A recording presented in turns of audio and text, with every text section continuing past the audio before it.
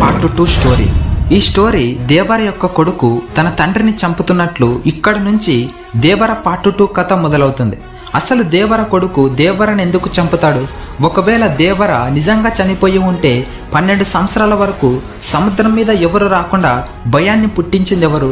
సముద్రంలో చూపించిన అస్థిపంజరాలు ఎవరివి?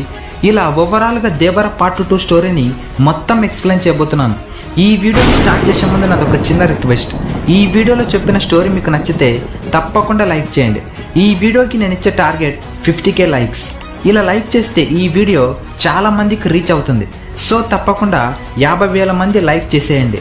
ఇక లేట్ చేయకుండా దేవర పార్ట్ 2 స్టోరీని మొదలు పెడదాం. Let's start our video. మీరు దేవర పార్ట్ 1లో దేవర కొడుకు దేవరని చంపుతున్నట్లు చూపిస్తాడు. అక్కడితో దేవర పార్ట్ 1 మూవీ అయిపోతుంది. తన సొంత కొడుకే దేవరని ఎందుకు చంపుతాడు అనేది తెలియాలంటే ముందుగా మీకు ఈ కథ అర్థం అవ్వాలి.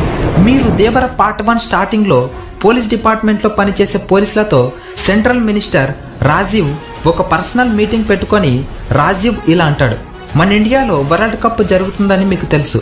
12 క్రికెట్ టీంలతో పాటు 3 దేశాల అధ్యక్షులు ఈ ఈవెంట్ కి గెస్ట్ గా వస్తున్నారు. కానీ ఒక ప్రమాదం కూడా ముంచుకొని వస్తుంది అని అంటాడు. దీనికి అర్థం ఏంటి అంటే 2 గ్యాంగ్స్టర్స్ ఉంటారు. ఆ 2 ఎవరంటే ఒకరు దయ, ఇంకొకరు యతి. వీరిద్దరు అన్నదమ్ములు. ఇక్కడ మన ఇండియాలో యతి మొత్తం సముద్రంపై స్మగ్లింగ్ ఆపరేట్ చేస్తూ ఉంటాడు. యతి మన ఇండియాలోనే చాలా పెద్ద స్మగ్లర్ అయి ఉంటాడు. యతి దుబాయ్లో ఉన్న తన అన్నయ్యకు సముద్రంపై సరుకును ఇల్లీగల్ గా పంపిస్తూ ఉంటాడు. అలా పంపించిన సరుకుని తన అన్నయ్య దయ పికప్ చేసుకొని అదే సరుకును లాస్ట్ మంత్ లో అరబ్ కంట్రీస్ కి అమ్మేసి అరబ్ కంట్రీస్ నుంచి చాలా మొత్తంలో ఫండ్స్ ని రిసీవ్ చేసుకుంటాడు. ఇలా దయ మొత్తం దుబాయ్ నుంచి అరబ్ కంట్రీస్ కి సరుకును పంపిస్తూ స్మగ్లింగ్ చేస్తూ ఉంటాడు.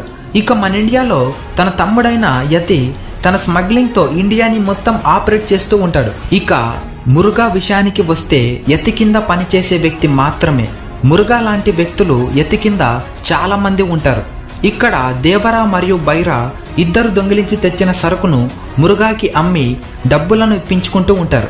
అలా కొన్ని సంవత్సరాల తరబడి బైరా మరియు దేవర 2 స్నేహితులుగా కలిసి దొంగతనం చేసి ఆ సరుకును మురుగాకి అప్పజొప్పి కొంత డబ్బును తీసుకుంటూ వచ్చేవాళ్ళు. కానీ ఒకరోజు దేవర మురుగాకి ఇలా అడుగుతాడు, ఆ కంటైనర్లలో అసలు ఏముంది అని. అప్పుడు మురుగాకి బాగా సపోర్ట్ చేస్తూ ఉన్న డిఎస్పి తులసి ఇలా అంటాడు, మీలాంటి ఆయుధాలు ఉంటాయి, కానీ మీ ఆయుధాల కంటే కొంచెం అడ్వాన్స్ టెక్నాలజీతో ఉంటాయని అంటాడు. అప్పుడు ఇక్కడ మనం ఇలా అర్థం చేసుకోవచ్చు, ఆ కంటైనర్స్లలో పెద్ద పెద్ద గన్నులు, బాంబులు, మారణ ఆయుధాలు మొదలైన అతి విలువైన వస్తువులు కూడా ఉన్నాయని అర్థమవుతుంది. ఇలా దేవరతో కొన్న మురుగా యతికి ఆ సరుకులను పంపిస్తాడు. అదే సరుకును మళ్ళీ మన ఇండియాలో ఉన్న పెద్ద పెద్ద గూండాలకు, దోపిడీ చేసుకునే వ్యక్తులకు ఆ మారణ ఆయుధాలను సప్లై చేస్తూ ఉంటాడు. ఇక్కడ మీకు ఒకటి డౌట్ రావచ్చు, ఇలాంటి మారణ ఆయుధాలు ఎక్కడి నుంచి వస్తాయి అని. దుబాయ్లో ఉన్న దయ తన తమ్ముడికి దుబాయ్ నుంచి ఇండియాకు ఇలా మారణ ఆయుధాలు ఫలానా షిప్లో వస్తున్నాయని, అందులో నేవీ సోల్జర్స్ ఇంతమంది ఉన్నారని ఫుల్ డీటెయిల్స్ చెప్తాడు. అప్పుడు యతి కింద ఉన్న మురుగా కంటైనర్స్ నంబర్తో సహా దేవరికి పంపించి తీసుకురమ్మని పంపిస్తూ ఉంటాడు. ఇదే మనం మొత్తం పార్ట్ 1లో చూసే ఉంటాం. ఒక్కసారి మీరు దేవర పార్ట్ 1లో ఫ్లాష్ బ్యాక్ లోకి రండి. ఇక్కడ దేవరతో కలిసి పనిచేస్తున్న ఒక వ్యక్తి చనిపోయి ఉంటాడు. ఆ వ్యక్తి యొక్క భార్య, ఒక కొడుకు ఉన్నాడని మూవీలో చూపిస్తారు. ఆ పిల్లవాడిని వాళ్ళ అమ్మ దేవరతో పంపించకుండా చదువుకోవడానికి పంపించి ఉంటుంది. తిరిగి బస్సులో వస్తుండగా ఆ బస్సు ముందు పోలీసుల యొక్క జీపు పోతూ ఉంటుంది. అంటే ఇక్కడ యతి గురించి తెలుసుకోవడానికి పోలీసులు ఎంక్వైరీ చేయడానికి వచ్చి ఉంటారు. అలా వచ్చిన పోలీసులను చంపడానికి యతి ఆ బస్సులను పేల్చి సామాన్య ప్రజల దగ్గర ఉన్న బంగారం, నగలు దోచుకున్నట్లు చూపిస్తారు. కానీ అక్కడ నిజానికి అక్కడ వాళ్ళు దోచుకోవడానికి రాలేదు. అక్కడ పోలీసులను చంపడానికి ఇదంతా ప్లాన్ చేసి ఉంటాడు యతి. ఇలా యతి ఎప్పటికప్పుడు పోలీసులకు దొరకకుండా జాగ్రత్త పడుతూ తప్పించుకుంటూ ఉంటాడు. దేవర ఇలా తమ కుటుంబాలకు సంబంధించిన పిల్లవాడు తాము ఇచ్చిన సరుకు వలన చనిపోయాడని తెలుసుకుంటాడు. ఇక అప్పటి నుంచి మురుగాతో ఆ పనిని ఆపేసి భయం అంటే ఏమిటో మురుగాకి, బైరాకి చూపిస్తాడు. ఇలా కొన్ని సంవత్సరాల వరకు సముద్రం మీద స్మగ్లింగ్ పనులు ఆగిపోతాయి. ఎందుకంటే దేవర చనిపోయే ముందు ఎవరికి కానరాని భయాన్ని అవుతా అంటూ ఎవరికి కనిపించకుండా పోతాడు.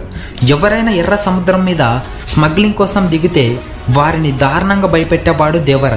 ఇక్కడ ఇంకా నిజానికి దేవర తన కొడుకు చేతిలో అస్సలు చనిపోయి ఉంటాడు. ఎలా అని మీకు డౌట్ రావచ్చు. ఇక్కడ దేవర బాడీలో బుల్లెట్ ఉంటుంది. అందువలన దేవర తన బాడీలో ఉన్న బుల్లెట్ని తీయమని తన కొడుకుతో అంటాడు. అప్పుడు కొడుకు దేవర బాడీలో ఉన్న బుల్లెట్ తీయడానికి కత్తిని తన శరీరంలో పొడుస్తాడు. ఆ తర్వాత ఆ బుల్లెట్ని తీస్తారు. ఆ తర్వాత దేవర తన కొడుకుతో ఇలా అంటాడు, నేను నీకు కొన్ని సంవత్సరాల వరకు కనిపించను, నేను ఎవరికి కానరాని భయాన్ని కావాలి అని అంటాడు. అప్పుడు కొడుకు ఎలా నాన్న అని అంటాడు. అప్పుడు దేవర ఇలా అంటాడు, నువ్వే నన్ను చంపినట్లు సింగప్ప దగ్గరికి వెళ్ళి చెప్పు, కానీ నేను ఇంకా బతికే ఉన్నానన్న విషయం అందరికీ తెలియాలి, అది కూడా సముద్రం మీద కాపలుగా ఉన్నానని తెలియాలి. ఇక అలా చెప్పి అక్కడి నుంచి దేవర వెళ్ళిపోతాడు. అక్కడ నుంచి దేవర ఎందుకు వెళ్ళిపోతాడంటే మురుగా ఆ సరుకును ఎవరికి పంపిస్తున్నాడో తెలుసుకోవడానికి వెళ్తాడు. తర్వాత దేవర ఆ సరుకు యతికి పంపిస్తున్నట్లు తెలుసుకుంటాడు. అలా తెలుసుకున్న దేవర యతిని చంపాలని టార్గెట్ చేస్తాడు. ఒకరోజు యతి మరియు తన మనుషులతో ఎర్ర సముద్రం మీదుగా ఒక పెద్ద షిప్ లో 1000 కోట్ల మారణ ఆయుధాలతో సరుకును ఎక్స్పోర్ట్ చేస్తూ ఉంటాడు. ఇది తెలుసుకున్న దేవర యతి షిప్ సముద్రం మధ్యలోకి రాగానే దేవర యతితో చాలా దారుణంగా ఫైట్ చేస్తాడు. అలా ఫైట్ చేసేటప్పుడు దేవర యతితో ఇలా అంటాడు, దయచేసి ఇలాంటి పనులను ఆపేయండిరా అని అంటాడు. కానీ అది ఎందుకు ఆపాలి అంటూ దేవరని చంపడానికి వెళ్తాడు. అప్పుడు దేవర యతిని సముద్రంలో తోసేసి ఫైట్ చేయడానికి వెళ్తాడు. అప్పుడు యతి మనుషులు సముద్రంలోకి దూకి దేవరతో ఫైట్ చేయడానికి వెళ్తారు. అప్పుడు దేవర యతి మనుషులను చాలా దారుణంగా సముద్రం లోపల చంపేసి శవాలన్నీ సముద్రంలో వేలాడదీసి ఉంటాడు. ఇక ఆ తర్వాత యతిని చాలా దారుణంగా చంపేసి యతి శవాన్ని కూడా సముద్రం లోపల వేలాడదీస్తాడు. కొన్ని నెలల తర్వాత అలా వేలాడదీసిన శవాలన్నీ అస్థి పంజరాలుగా మారిపోతాయి. దేవర పార్ట్ 1లో చూపించిన అస్థి పంజరాలు ఇవే అవి. ఈ అస్థి పంజరాలను చూస్తేనే మనకు అర్థమైపోతుంది దేవర ఎంత దారుణంగా ఫైట్ చేసి ఉంటాడో అని. ఇక యతి చనిపోయాడని తర్వాత తన అన్నకి దయకు తెలుస్తుంది. తన తమ్ముడు యతి చనిపోయాడని. ఇక దుబాయ్లో ఉన్న దయ మన ఇండియాకు తిరిగి తన తమ్ముడిని యతిని ఎవరు చంపారో తెలుసుకోవడానికి వస్తాడు. తర్వాత దయకి దేవర చంపాడని తెలుస్తుంది. దేవరని చంపాలని దయ ప్లాన్ చేస్తూ ఉంటాడు. కానీ అక్కడ ప్రజలందరూ దేవర కనిపించకుండా సముద్రం మీద తిరుగుతూ ఉన్నాడని చెప్తారు. అప్పుడు అక్కడ దేవర కొడుకు అచ్చం దేవరలాగా ఉండటం వల్ల అతడే దేవర అనుకొని అతడి మీదకు దాడికి వెళ్తారు. అప్పుడు కూడా దేవర యొక్క కొడుకు సేమ్ అదే డ్రామాని ప్లే చేస్తాడు. దేవర పార్ట్ 1లో ఏ విధంగా అయితే సైఫ్ అలీ ఖాన్తో డ్రామా ప్లే చేస్తాడో సేమ్ అదే విధంగా పార్ట్ 2లో కూడా దయతో అదే డ్రామాని ప్లే చేస్తాడు. కానీ దయ నమ్మడు. ఇక ఫైనల్గా అది తెలుసుకున్న దేవర కొడుకు భయం అంటే ఏంటో చూపించి దయని వదిలేస్తాడు. ఇక ఫైనల్గా దేవర మరియు కొడుకు ఇద్దరు కలిసి ఒక పెద్ద స్మగ్లర్ అయిన దయని సముద్రంలోనే చంపేస్తారు.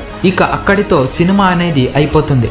ఇక అప్పటి నుంచి అక్కడ ఉన్న 4 ఊర్ల ప్రజలు కేవలం సముద్రం మీద చేపలు పడుతూ జీవించడం మొదలు పెడతారు. ఇలా సినిమా కథ ముగుస్తుంది. ఈ వీడియో ఇంతే ఫ్రెండ్స్. ఈ వీడియోలో చెప్పిన స్టోరీ కేవలం ఇమాజినేషన్ చేసి చెప్పిన స్టోరీ. ఈ స్టోరీ ఈ విధంగానే పార్ట్ 2లో ఉండవచ్చని మా అభిప్రాయం కాదు. ఈ వీడియోని మీకోసం కేవలం ఒక ఎంటర్టైన్మెంట్ కోసం చేయడం జరిగింది.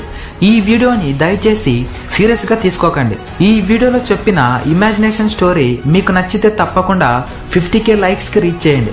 అలాగే ఈ స్టోరీ మీకు ఎలా అనిపించిందో తప్పకుండా కింద కామెంట్ చేయండి. అలాగే ఇలాంటి ఇంకొక వీడియో కావాలి అనుకుంటే పార్ట్ 3 అని కామెంట్ చేయండి. Thank you for watching. This is Naveen Kumar signing off.